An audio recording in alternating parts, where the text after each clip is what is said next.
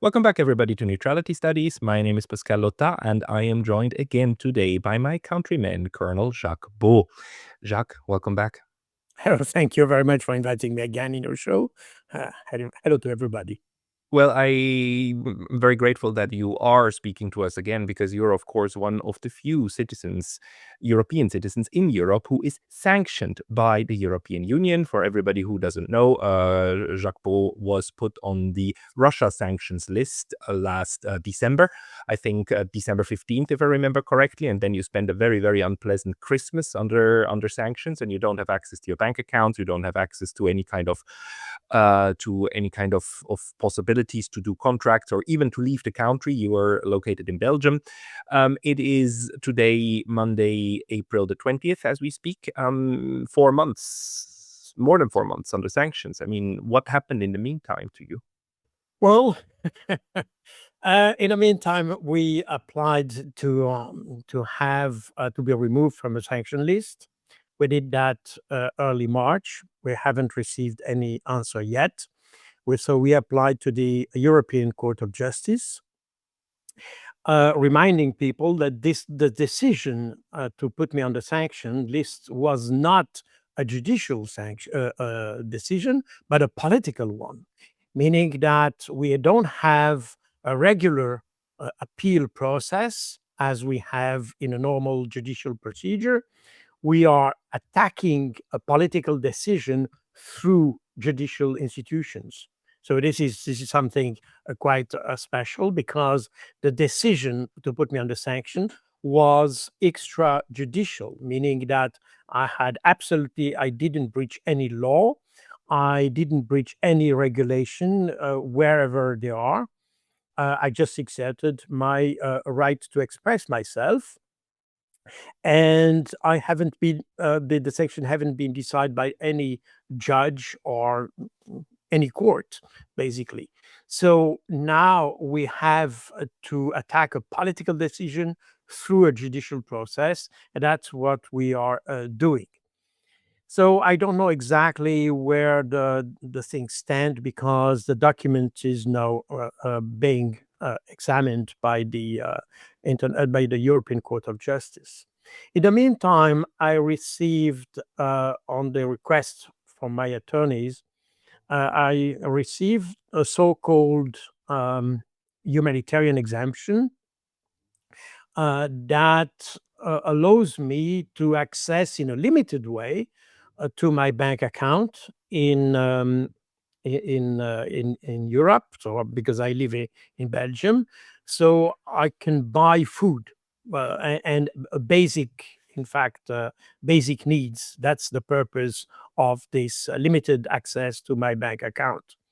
In Switzerland, normally, Switzerland doesn't adopt the sanction package on this, because it's a sanction against my freedom of opinion and freedom of speech, and therefore Switzerland has not adopted this sanction package. However, the Swiss bank and institutions such as the Swiss card, for instance, for American Express, they just canceled my contract. Although normally I should have full access to my bank accounts. My bank also has frozen my bank account in Switzerland, and that was partly reestablished through action from my attorney, because this was not what the Swiss government decided. So we see that the situation, because those financial institutions are afraid of secondary sanctions and afraid of uh, um, possible repercussions, they take their own sanctions, if you want. And that's extremely worrisome, by the way, because that means that, as an example, Swiss card doesn't respect, in fact, the free speech. That's exactly what we can say. That they condemn, they unilaterally, without, because I haven't infringed any regulation or the contracts that I had with them for my um, credit card, for instance. On the contrary, I was a quite good customer of them. So that shows that this whole issue of sanctions is in fact much more perverse than it is supposed to be. And as in Europe now, I live more or less normally. I cannot travel. I'm still banned for traveling to my country. I cannot go back to Switzerland, my own home country. I'm still Swiss. I don't have the Belgian citizenship. I'm only Swiss. And if I would escape, which would probably be technically possible, I couldn't come back to my home, my actual home, my apartment or things like that. So that's the situation. So I'm more or less in prison. I'm in, I'm in home arrest, if you want, in Belgium. That's what we can say. And again, I'm banned from any credit card and things like this. So very limited ability to live, but my basic needs are covered. That's the Yeah. situation. It's very sad, though. You know, what you're describing is called overcompliance, and it is one of the intended unintended consequences because it is quite well understood that sanctions lead to institutions then overcomplying, including institutions that are in Switzerland. But because they want to deal with the European Union, they need to deal with the European Union, right? You have exchange agreements and whatnot and so on and so forth, right? No Swiss bank can operate without operating also inside the European Union. Because of that, they then take the safe route, which is to just like cancel all of your accounts and everything you have, because they want to make sure that they always stay on the good side, because their legal department will tell them out of due diligence that it's safer to do that than to face any potential risk in the future. And this is actually what happened with a lot of people on the sanctions, also with Iran sanctions, with countries under sanctions. Over compliance is part and parcel of the entire package you get.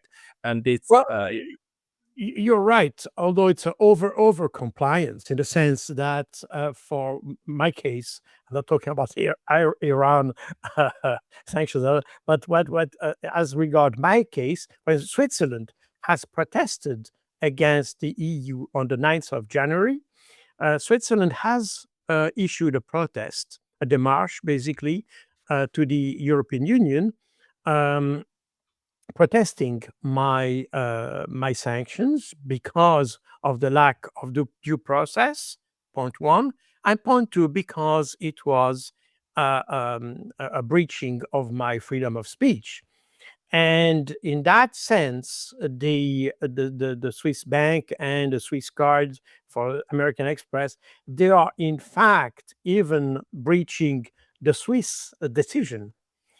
So that must also be said. So that is extremely worrisome to see this institution without any legal basis, basically, to take. And even they took assets that I had. Basically, they. I don't want to go into the specifics, but this was also nullified. Things that credit that I had towards them. So hey, very brief intermission because I was recently banned from YouTube. And although I'm back, this can happen anytime again. So please consider subscribing not only here, but to my mailing list on Substack. That's pascalotta.substack.com. The link's going to be in the description below. And now back to the video. Yeah, no, it's a horrible situation. And actually, if I'm not wrong, then actually Switzerland, we have if not a law, then at least a regulation that forbids Swiss institutions from taking over foreign sanctions in Switzerland. But I'm not sure. I would have to look that one up again. So it's not just against the decision of the Federal Council or of our government, but it is actually even partially legal under Swiss law. But the problem that these institutions have is that their lawyers, their in-house lawyers, they look at risk and then they're like, oh no, what do we do? Better cancel the contract, because they don't have to have a contract with you. But it's of course it's a whole can of worms, and you being exposed to that's of course the part of the idea, to inconvenience you to the extreme. But has the European Union actually ever talked to you and told you what kind of what it would like you to do in order for them to lift the sanctions, because officially the sanctions are not a punishment, right? They're a educational measure to teach you how to correct your legal behavior.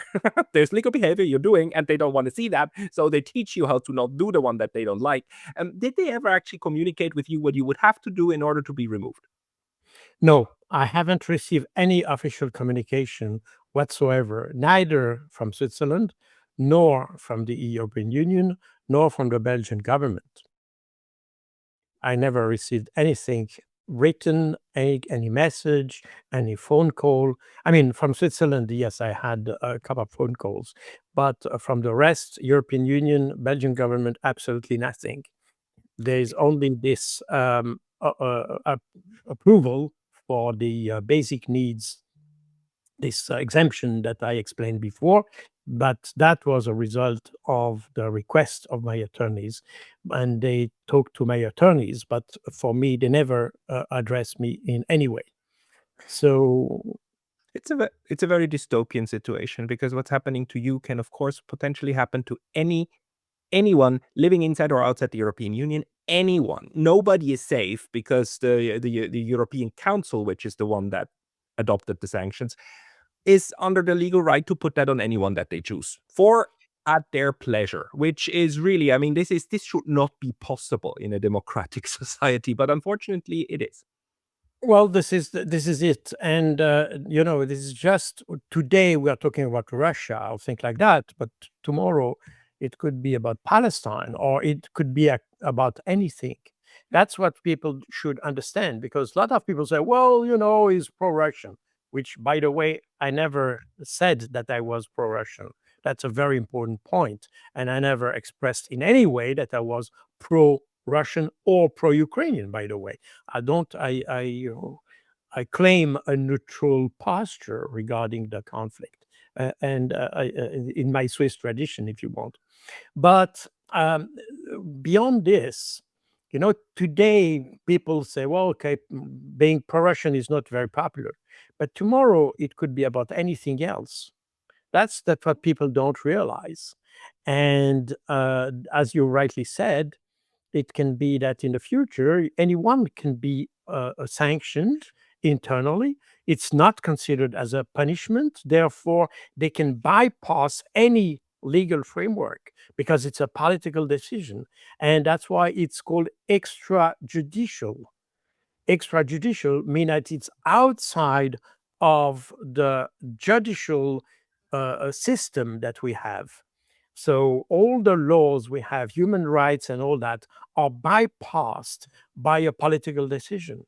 That's the fascinating thing. And that means that the Council of European Union, which decided on the sanctions, basically didn't even know why I was sanctioned. It's interesting that you had on 2 or 3 occasions, on the German government, during the question and answer session, a journalist asked about my specific case in Germany. And it showed that the Germans didn't even know who I was and didn't even know what I did, but they still approved the decision. And when they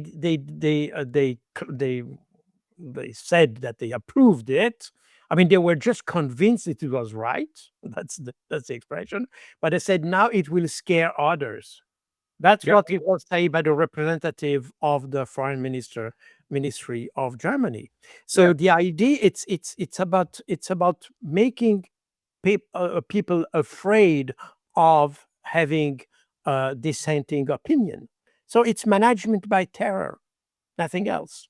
Yep. It's it's just a very repressive mechanism, and an incredible one at that, by the way, coming from the people who will tell you at the top of their lungs that they are in office in order to protect the democratic system. But well, we know by now the duplicity of these people, and some of them are actually not intelligent enough to actually understand what they're doing. But that leaves me just wishing you like more luck in your legal struggle, trying to bring this back into the legal realm, right, and trying to fight back for your rights. Let's maybe shift gears a little bit now, because I'm also very curious, since you are one of Switzerland's and actually Europe's top minds on conflict analysis. I really wonder how you're reading actually the situation of the U.S.-Israel-Iran war. Today, Monday the 20th, we are still under some form of under the ceasefire that was agreed upon for like 10 days. So it will probably end tomorrow. We are in a situation in which the United States has blockaded the blockade of Iran, and has also extended the blockade and said that it will intervene against Iranian shipping, civilian shipping anywhere in the world, and it's basically forbidding Iran from having any kind of commercial intercourse on the high sea, which the United States says it controls, therefore it belongs to it. And I'm pretty sure this will be challenged by a lot of states. It is already being challenged. But how are you reading the situation right now? Well, we are entering a very dangerous phase because we have people who have, let's say, exaggerated expectation, especially Donald Trump, who started this war without anticipating that it would last longer than expected. He counted on very quick results, and in fact, he wants quick results. That's the problem. We have seen that with the various so-called negotiation he carried with different conflicts. He solved them within days, and we know that those conflicts, in fact, would require negotiation for weeks or months, even probably even years, to have a long-term solution and a durable solution. But he wants quick results because he just wants to show how good he is. The problem is that in that case with Iran, he wanted to impose a solution. And basically, that's what we witnessed in Islamabad, where in fact he just said, well, we want this. And if you don't want to do this, then we resume the war. So it's the art of negotiation of Donald Trump is more like blackmail than actual diplomatic negotiation. Um, and this problem is accentuated by the fact that uh, because he understands that he has put the finger into something he doesn't control, he is now afraid of the consequences, and he's to some extent cornered. And because he's cornered, as everyone who is in a cornered situation, he can react very wildly, and that's make it is unpredictable by nature. But in such a situation, Trump might be even more unpredictable and even more dangerous. And we have a very similar situation in Israel, because Israel has another problem, because they obviously lied to the US in order to suggest the US that it would be a very good time to attack Iran, that Iran was institutionally weak, and that quick operation against the regime would destabilize Iran and make a quick win, if you want. And so now the relations between Israel and US had very much discussed within the US, especially. People really question the nature of this relationship, whether Israel is a toxic relationship or not. And Israel, in addition to that, well, since Iran cannot reach the US, or only the limited way through all the bases that are scattered around across the Middle East, of course, Iran can reach Israel. And it has Iran has demonstrated, and it's not the first time, by the way, because we have seen that in 2024 and 2025, that Iran was able to, in fact, not bypass, but to pass through those air defense, including the Iron Dome, Arrow system, David Sling, and other air defense system. And Iran has the technical ability to go through this air defense, and therefore to make as if Israel were naked against those attacks, meaning that the technological supremacy of Israel was kind of a mythic in the Middle East, has completely collapsed. And therefore, Israel is suffering now a lack of credibility towards the outside world, a lack of credibility between itself, between Israel and the US, and a lack of military credibility as well. Because so far, everybody feared Israel because they thought, and that was the way Israel portrayed itself as invulnerable. But everybody sees that Israel is not invulnerable. Um, in addition to that, we have a lack of credibility of the US towards its allies, because we have seen that despite the number of US bases across the Middle East, despite the number of air defense, early warning systems, and all that, US was not able to defend neither Israel nor its Arabian friends. Therefore, we see that the whole Western narrative, and in the Western I include Israel, because I don't think that Israel is in fact has a culture that integrates into the Middle East. It's by nature a European culture, not a Middle Eastern culture. In any case, the whole Western narrative is collapsing with that, and we see that the Iran is in fact a much stronger country. We see that Iran is not isolated. We see exactly the same thing we have seen with China and Russia. In fact, that these countries are not alone. They are, of course, militarily on their own, but they are strongly supported by other, we could say, brick actors, if you want. But essentially, we are now in some way in the scheme of the clash of civilization somehow. Meaning that we are no longer in a clash between political systems as we had during the Cold War, but we are in a clash between different understanding of the world. Mm. You have, on the one hand, people who see a more multipolar world where everybody has something to bring to the community, and a Western world who still sticks to its old tenets of hegemony. Some could call that imperialistic. Uh, I don't know if the term is still valid today, but that's the term we can use. But this is basically this old vision of the West toward the rest of the world. So we are now in this real clash of civilization, in fact. Would the civilization issue, like, I find that very interesting, because it's the question is really, how should we properly understand the turmoil that we are currently in 2026, right? The understanding great power changes and shifts post facto 20-25 years later is is much easier, right? Because you can look back and you have knowledge after, like, what followed.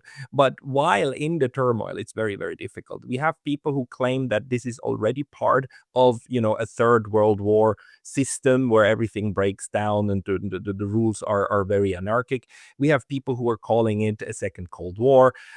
We have the framework of the clash of civilizations.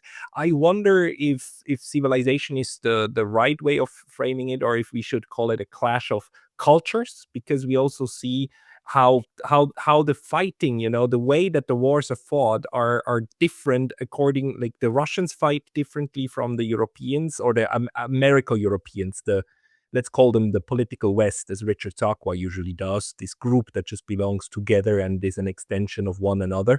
And the Iranians are also fighting very differently, right? The Iranians, for instance, they don't do the savagery that the political West is implementing through Israel, in terms of genocide in Palestine, genocidal attacks on Lebanon, and so on.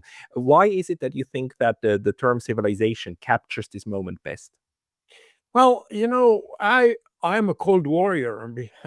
I was in the intelligence during the Cold War. During the Cold War, we were fighting a system. Right. We didn't want, let's say, to make it very simple, we didn't want to have the communist system in our countries, and the Warsaw Pact and those the communist world didn't want to have an imperialist type of society. We were fighting systems, and during the Cold War, we fought the Soviet Union, not Soviet people. Today, we fight Russians. Right. You see, that is the difference. Right. We have sanction on citizens of Russia. We sanction Russian journalists and things like that. We prevent, we have, for instance, as a just as a hint, when you have this famous painting in the National Gallery in London, the Russian dancers, or I don't know how to say it in English, it was rebaptized the Ukrainian dancers. And here you see that we are no longer in a political struggle. We are in something different. Mm. When in France, for instance, a bank can deny a bank account or even close a bank account if your name sounds Russian. If your name sounds Russian. You They did that. understand? They did that. They Yeah, close bank accounts if absolutely. your name sounds right. Absolutely. That was reported in the Figaro, in the Monde, Well, etc. It's not something that you can find it. I mean, I reported that in my book. I believe you. I believe you. Meaning that we are no longer in a political struggle. We are not fighting against a system. It's not because we are afraid that the Russians would impose some kind of political system in Europe. No, it's just because we don't like Russians. And all the sanctions against individual, and that shows exactly the shift in the mentality, in the way we understand the conflicts. Basically, Russia has the same economic system as we do, basically, essential. It's probably not, there are probably some differences and things like, but essentially, we're not talking about different systems. It's not that we have a planned economy versus a liberal economy and things like this. So it's not against the system that we are fighting. We're just fighting, and even we can even go further. If you listen to commentators, we fight against Putin, Yeah. so against an individual. Yeah. During the Cold War, we are not fighting against Brezhnev or against Andropov or whoever. We were fighting against, again, a system, and that is the reason why we can play with words. You can talk about culture, we could about civilization. There are different ways to understand these words, probably, and I will not make a religion of that. But the fact is that the fundamentals of the conflict have changed. We are fighting against individual, we even against Iran. If you look closely, what exactly are we fighting against? Sometimes people say it's a system that we don't like because of the situation of the women in Iran. But what about the situation of women in South Korea or Saudi Arabia? We don't Yeah, and make and and and we are perfectly happy with, as the UNICEF came out 2 days ago with the numbers. We're perfectly happy with Israel killing in average 47 women per day. exactly. Yeah. Per day in Gaza. That's perfectly fine. That's called self-defense. That's okay. But if any kind of stereotype about what women's life is like in Iran, proven or not, that is not okay. That must be eliminated. Exactly. This is exactly the problem. So we don't know exactly what we are fighting against. And you have all these rationale. Sometimes we fight because of the nuclear capabilities of Iran. Although we know, and that was very how to say, confirmed by the US intelligence, that Iran was not looking at having a nuclear bomb. So they're not working on that. They don't want it. They are still, and so far, if you look at the reports of the IAEA, you see that Iran has been consistently working on the civilian range of the nuclear issue. So, what exactly do we want? Now, we want to remove them ballistic missile, but on the other hand, who threatens and who has actually attacked Iran so far? I mean, I could we of course we can talk about the different attacks we had since 2024, as I mentioned before, but we could also have mentioned all the attacks that have been performed by Israeli Secret Service against Iranian scientists in Mhm. the past decades, or even what the US, and the French especially have made to promote terrorism within Iran in the last 40 years, by helping and arming and training uh, um, uh, you can say terrorist revolutionary movement, whoever, whatever, in Iran. So Iran has been under permanent attack with variation of intensity, of course, in the last 40, 47 years. And of course, they try to have a deterrent capability.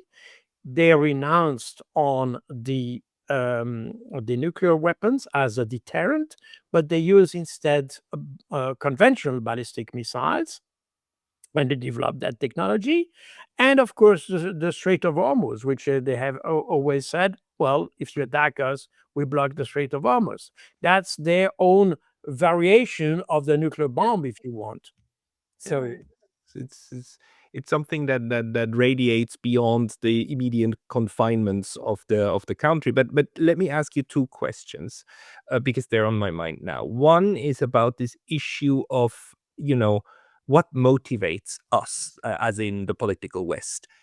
We have, when it comes to Russia, we have this word of Russophobia, but I think it's not a good word because phobia implies fear.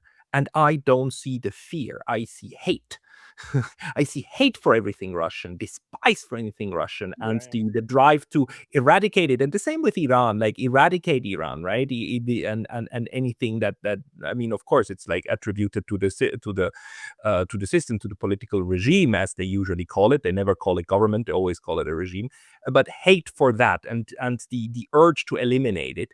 That's maybe the first point. The second one I wanted to ask you is about why this works, because what I see is what I call the solipsistic nature of the Euro Americans, and the nuclear issue is so wonderful. So Iran has been saying for ages, we don't want a bomb. We have a fatwa on a bomb. We don't want nuclear weapons because they're unholy, they're ungodly. We don't produce them. We don't want them. But we want the right for a civil nuclear program. At the same time, the Euro Americans have been saying forever, you guys want it, we know it, and we will keep you from doing it. Although they signed the JCPOA and it was working and whatnot, and it was by the IAEA, it was confirmed that it was working and that the Iranians were not working on it. But Euro Americans, and especially the Americans, keep pretending that no, this is what they want. And then we read these articles in the New York Times saying, oh, our approach is working because of all the states that seek nuclear weapons. Iran has taken the longest time to develop one, and they still haven't developed one. And then they give the example of Israel, of Pakistan, and of India, and of North Korea, which illegally developed nuclear weapons, right, in contravention to the NPT. And it's like, therefore, it has been working what we are doing. It's like this is like it's like you're talking to somebody who has never actually spoken to, yeah. to somebody from the other side, and then this is how they convince themselves that they are right. Sorry, these are two separate questions, but I what are your thoughts? Well, the two questions relate in some point. That means we have been brainwashed about these countries, both Mm, Russia and Iran. For a lot of people, Iran is the most terrible way. I mean, the most terrible face of Islam. Whereas, if you look closely, you would see that Shia Islam is much more liberal than the Sunni Islam, in fact. And and the Iranian society is much more open than the Sunni societies.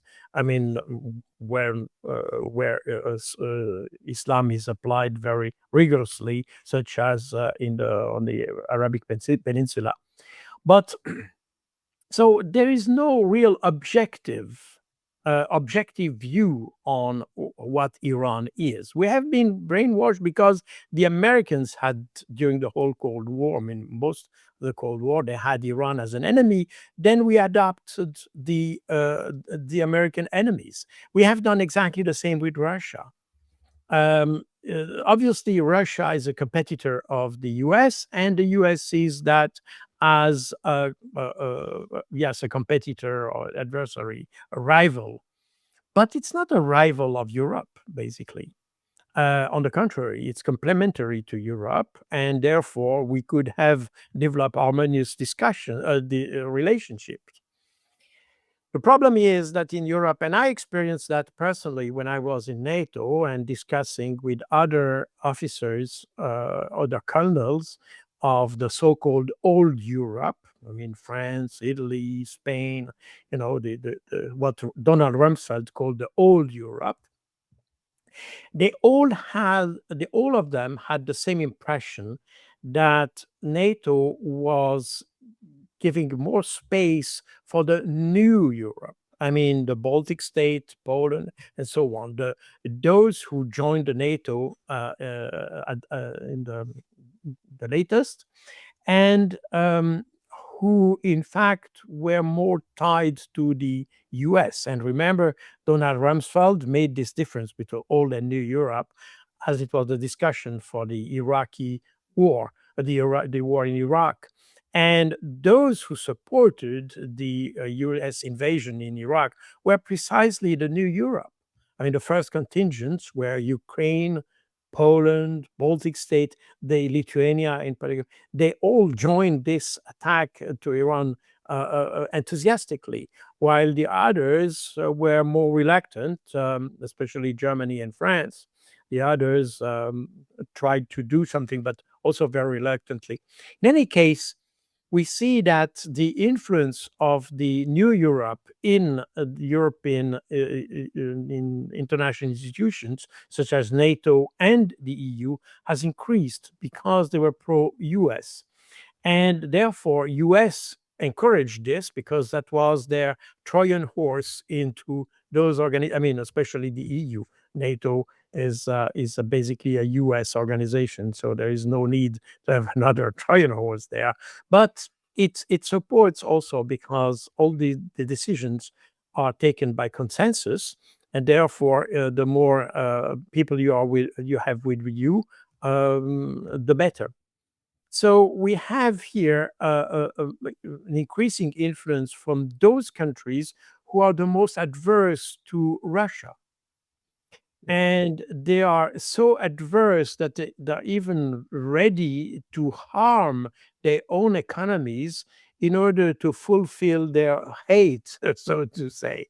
We have seen that with electricity, for instance, for years.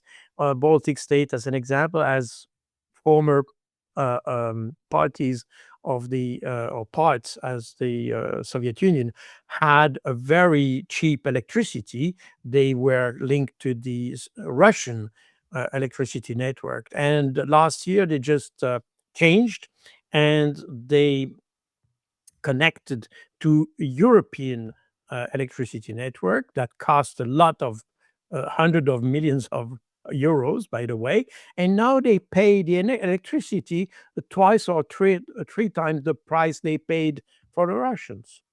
So you don't understand really what was the need, because the Russians have never threatened those countries to cut them from electricity.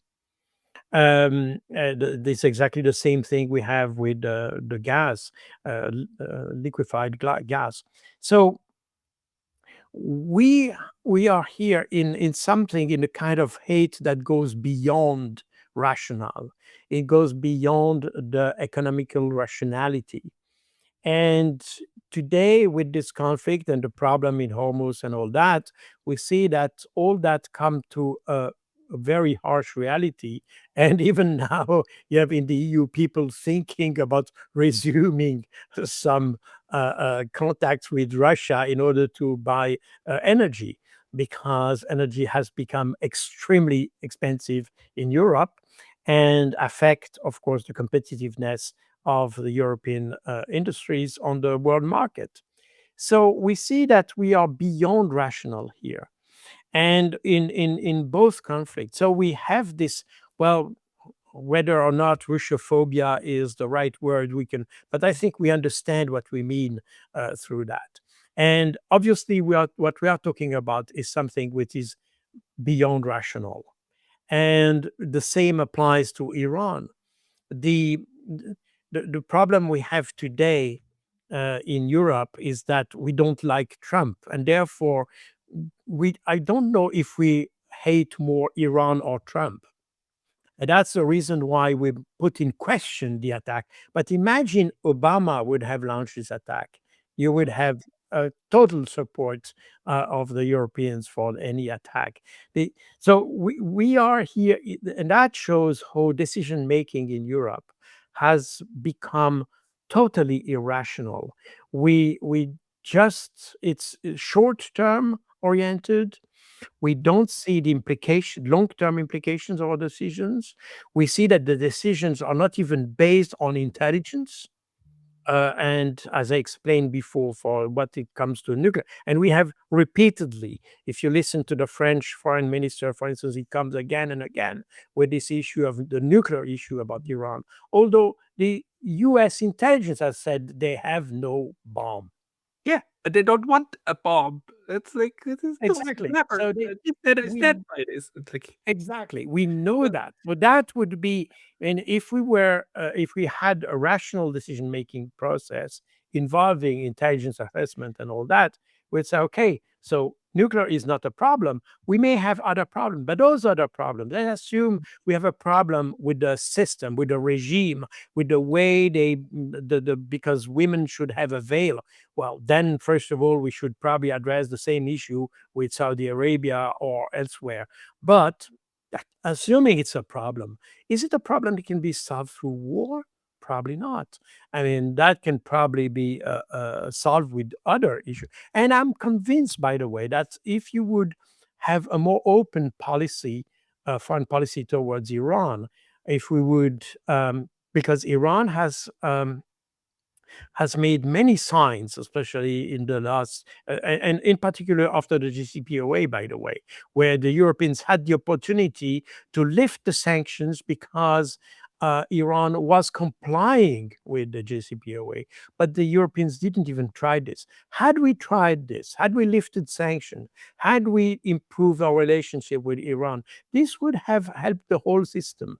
The whole regime, so-called regime, would probably have softened. But today we are in a mood in Iran, as we have in Russia, by the way, because they feel threatened. They feel that they have an existential threat against them, meaning that this has reinforced the so called regime. This has reinforced the willingness to fight against the West. This has reinforced, and even those who, and we have documents when we see that in Iran, even on social networks, that those women who protested in January are today completely with the government, because beyond their own political struggle, there's a more important struggle that has come. It's the existential struggle against the Americans. And so we are consistently making the same mistakes when we try to address problems in the so-called rest of the world. We assume that people react as we would react, and in fact these are completely different cultures with different ways of understanding the meaning of war, the meaning of peace, the meaning of negotiation, the meaning of life, the meaning of death. All that has other meaning. And that then makes that comes when we start to impose our culture over them. Well, all that comes into a confrontation. Yeah, no, this is very important observations. I had a former student of mine who recently asked me, why is it that the Iranians seem not defeated by their supreme leader being killed by the Americans? Why is this not an Adolf Hitler kind of moment, when he shoots himself in the bunker and then it's basically over, Well, right? Well, and, extreme. the answer here is like, no, that's not how the system works. This is the Iran is people are It, willing to die it, for it's a the very good question. It's a very good question here, and that's a fundamental, by the way. The idea of victory in the Muslim world is completely different from the notion of victory in the West. In the West, you have victory when you destroy your enemy. In right. the Muslim world, you have victory when you don't give up. So victory for a Muslim is a victory over oneself, not over the enemy. It's not the amount of people you destroy that make you a winner or not. The victory is defined by the way that you don't give up. And that's extremely important. It's also important for the Palestinian struggle, for instance. Yeah. That's why they are not afraid of dying, because for them, it just shows that you have not abandoned the struggle. You are committed, you keep the head straight. You are not giving up in front of a stronger enemy. Regardless of the strength of the enemy, you should keep the willingness to fight. And that's, in essence, this is exactly the meaning of jihad. Jihad comes from the word jahada, which means to struggle, to resist. Mhm. Resist. That's the meaning of jihad. And resist is not about the idea is not to destroy the enemy, but to resist to the temptation to abandon the conflict, to give up. There That's the will meaning of jihad. Yeah. And in this sense, you will never have a Vercingetorix moment where the other side will parade you around because you gave up, because you surrendered, right? And then you will be paraded around in Rome and executed on the main square. No, you will die like Yahya Sinwar did in Gaza fighting. Exactly. If you want to have the and as a Swiss, or the Swiss people know this example, it's a Winkelried. Yeah. That's the example. The one who sacrificed himself for a cause, and that's your victory. When you are up, you struggle for something, and you are committed to this up to the last moment, and that is the victory. That's the definition of victory. And these two different definitions of victory is just an example of how, and that's how I, by the way, and I have written several books on asymmetric warfare. That's exactly the substance of asymmetry, when the logic of the two adversaries are completely different. And in fact, when you if you try to deter a terrorist by killing them, how can you deter someone by killing someone who is ready to die? Yep. It loses all point. Yeah. Exactly. And It- that's the substance of asymmetric warfare. In asymmetric warfare, the two actors have the same logic, they have the Mhm. same rationale, they have the same kind of basic culture of war. When you are in asymmetric, it's a system where both work on different tenets, on different logic. And that's exactly what you have. That's the reason why, because the Israeli have never understood that. That's the reason why this is the only country, by the way, who has still what they call terrorism after more than 80 years, because they have not been able to capture the the fundamental uh, uh, logic of the Palestinian resistance. And that's the strength of the Palestinians, by the way. This is Mm, exactly that. mm. Yeah, it leads to a lot of dying. It leads to terrible, terrible situations. What the question to me is how to get out of it, right? And if at least part of the puzzle, if part of the puzzle is that we in the political West do not act rationally anymore, but emotionally, then the question is the solution out of this stupidity that we are doing and going through actually emotional rehab? Do we need to think about how to treat these countries emotionally rather than rationally? And have you, in your career of dealing with warfaring parties, have you seen situations in which the the path to a solution was not by talking it out, but by somehow impacting the emotions of one of the sides? Well, in my career, I was involved in many smaller conflicts in Africa, Northern Africa, and so on. And I even had mediating activities and things like this. But fortunately, I had to cope with people with some rational approach to the conflict. Mhm. When it comes to the West, I think that's where we have, especially since about the early 2000s, we have a very, very emotional approach to, first of all, terrorism and all that. And this becomes extremely difficult because it has turned, and you see that in countries such as France, for instance, it has turned as some kind of domestic issue. People hate each other because every Muslim is a terrorist, and this kind of schematic approach, and that I mean, I noticed that the Western mentality is even less prone to rationality than the others.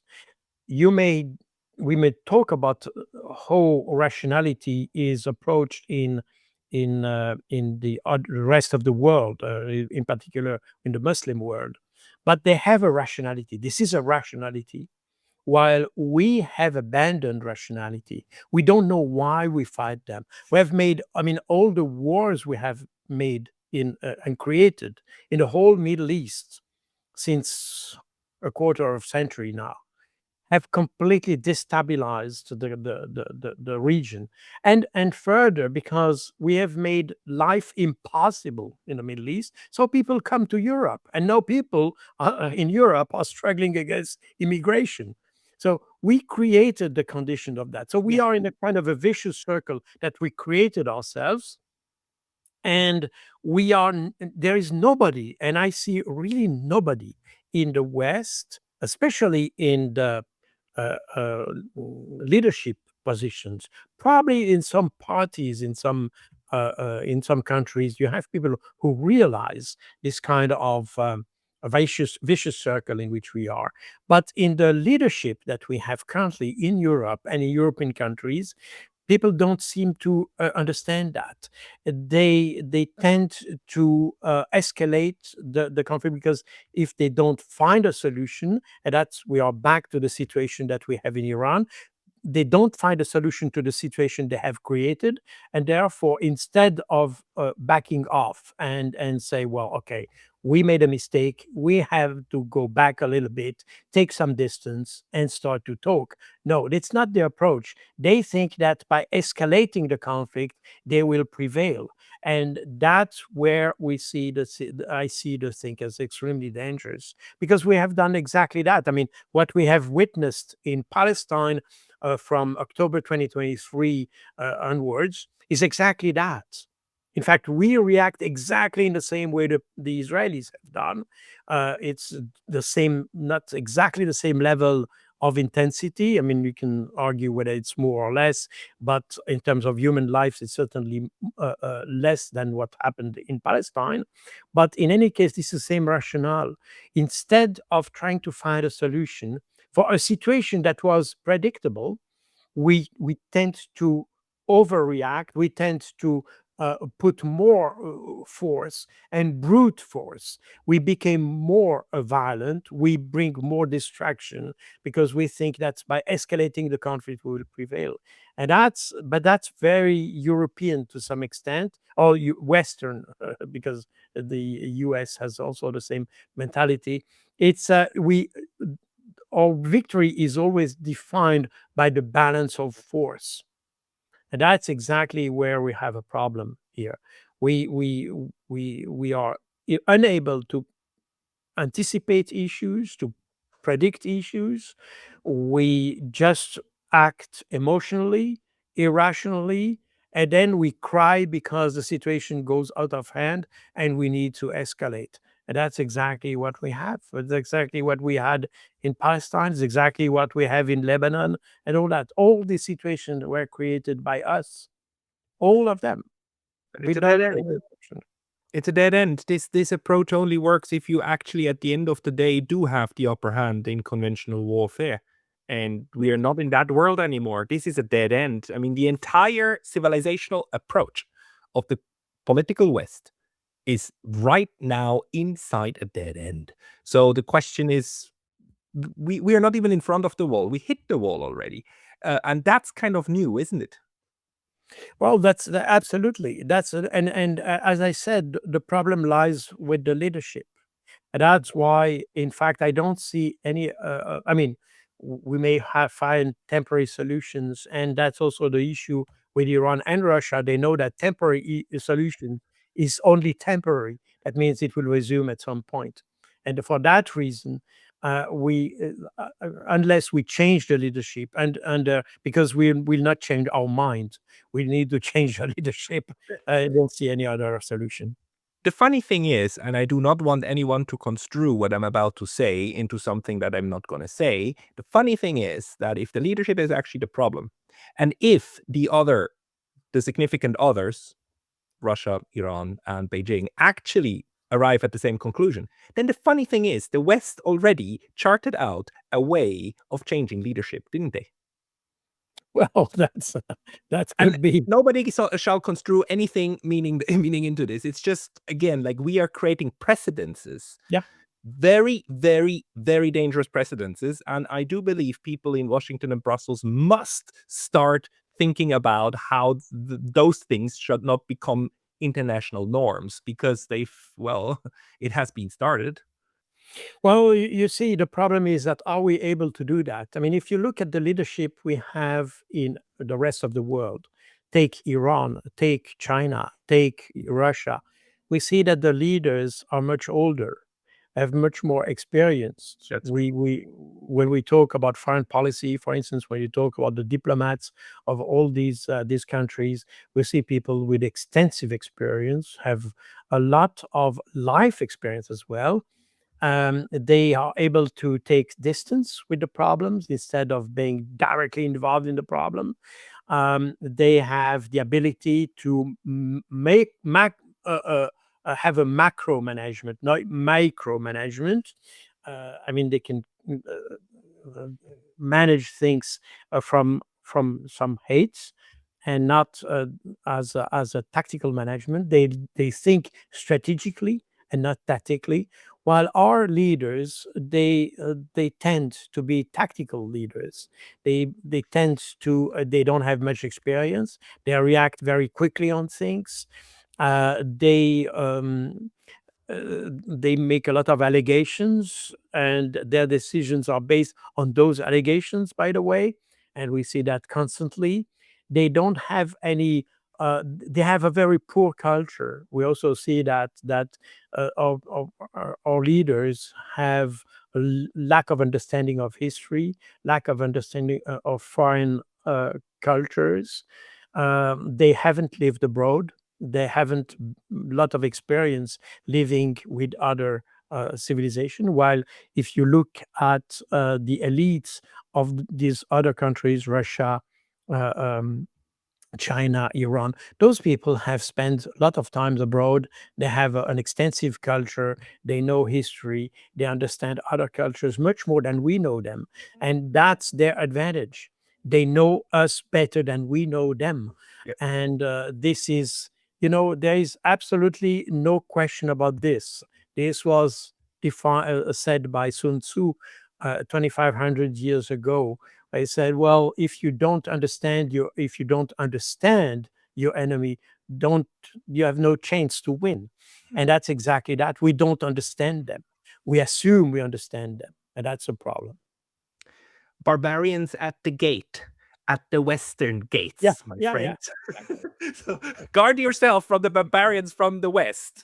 Just make sure Exactly. the Yeah, gates yeah. are strong. Um, Good, Jacques. Thank you very much for all of this. This was a very, very fruitful exchange. People who want to follow you, your writing, where should I point them to?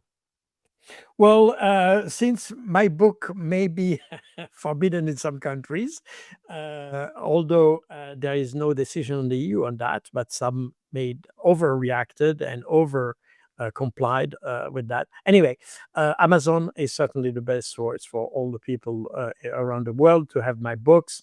I wrote several books, and the last one is the one I have behind me. And it exists in English as well, Peace in Ukraine. I have other books related to Iran, Governing by Fake News. That's one that deals with the Iranian conflict and the Al-Aqsa flood operation. That means the Palestinian operation of the 7th of October 2023. This was also a book that explains also the role of Iran and the whole issue of the Middle East, uh, based essentially on the Palestinian issue. So, but do you find that they're all in English? Some are translated in Italian, in Spanish, in Arabic, in Chinese, in Russian. I mean, you find that in almost every language.